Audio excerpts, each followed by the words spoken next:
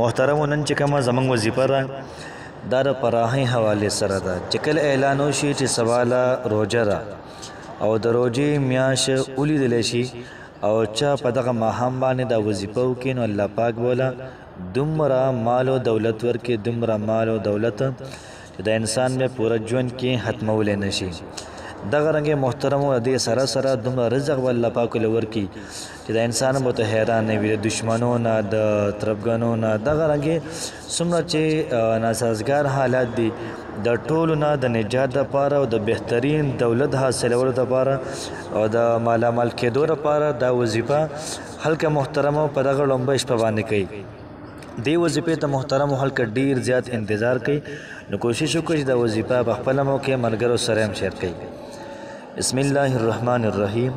شروع کوم د ډیر زیات بهونکي او د ډیر زیات مهربان رب په نوم باندې السلام علیکم ورحمت الله وبرکاته امید در کوم چې تاسو ټول به ټیک ټاک الله پاک خوشاله آباد ساته الله پاک دې زموږ او تاسو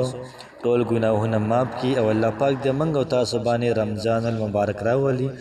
او څنګه هلکه چې الله پاک غواړي نو الله پاک دې حق شانتي ساز کړي نن چې محترمو زموږ کومه وظیفه ده ډیره زیاته د کمال وظیفه ده دې وظیفې د محترمو هلکه یو کال انتظار کوي نو کوشش کول پکار چې موږ دا وظیفه په خپله مو کړو او نورو ملګرو سره هم شیر کړو د مرګ او د ژوند محترمو هېڅ پته نه لګي تیر رمضان کې ډیر ملګري موږ سره وژوندي او دا پیره موږ څه څوک هم نشته دی نو که تاسو غواړئ چې الله پاک دې ستاسو په دولت کې ستاسو په مال کې په جایداد کې اولاد او بچو کې برکت واچي او دې کې دې زیاتوالی راولي دا وظیفه محترمو دا ستاسو لپاره ده کوشش وکړئ چې د مال او د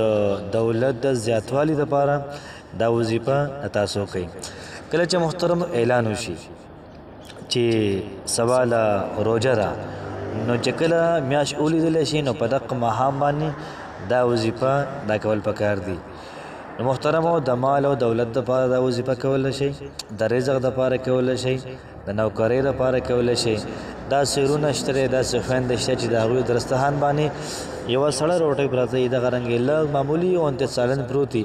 نه د دوی کېږي نه د بچو کېږي یا داسې حال کې دي ستاسو ورونه دي ستاسو خویندې دي د هغوی مالي حالت د خراب دي دا وظیفه محترمو هغوی سره شریکه کوي وظیفه ډیره زیاته انتهایی مختصره ده خو لیکن ډیر زیاته پاورفل وظیفه ده محترمو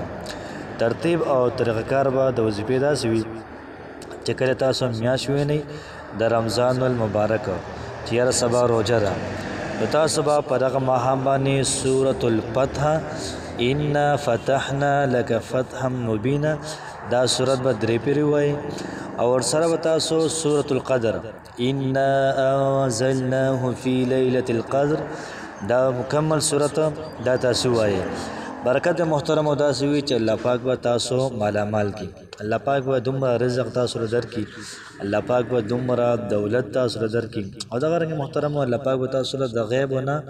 رزق درکړي د غیبو نه به الله پاک تاسو له مال او دولت درکړي وظیفه محترمو په خپله مو کوي او دغه رنګې نور ملګرو سره هم شریکه کوي چې هغوی هم د داسې قسم له وظایفو نه پیدا والي